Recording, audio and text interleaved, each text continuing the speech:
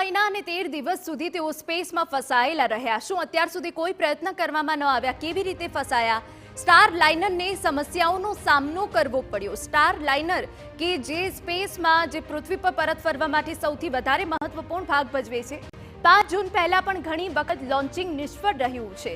ઘણી વખત પ્રયાસ કરવામાં આવ્યા, પરંતુ કોઈને કોઈ કારણોસર આ શક્ય ન બન્યું। લોન્ચિંગ બાદ પણ અવકાશયાનમાં ખામી સર્જાઈ। જો અવકાશયાનમાં ખામી સર્જાય છે તો તે પછી આગળ નથી વધી શકતું। એ બાદ સર્વિસ મોડ્યુલના થ્રસ્ટરમાં હિલિયમ લીકેજ થયું હતું। હિલિયમ જે સૌથી મહત્વપૂર્ણ ભાગ ભજવે છે, જો હિલિયમ વધારે હોઈ શકે તો પૃથ્વી પર લાવવામાં સરળતા રહે છે, પરંતુ હિલિયમ લીકેજ થવાના કારણે ઓછું થવાના કારણે આ શક્ય બન્યું ન હતું।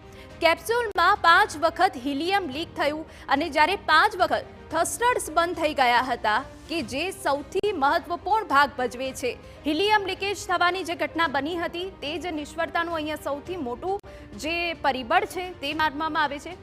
પ્રોપેલન્ટ વાલ્વ સંપૂર્ણપણે બંધ કરી શકાતો ન હતો। વાલ્વને બંધ કરવાની જે પ્રક્રિયા કરવામાં આવી તેમાં ઘણા પ્રયાસો કરવામાં આવ્યા, પરંતુ તે બંધ ન થઈ શક્યો। બંને અવકાશયાત્રી ખામીને દૂર કરવામાં અસમર્થ હતા।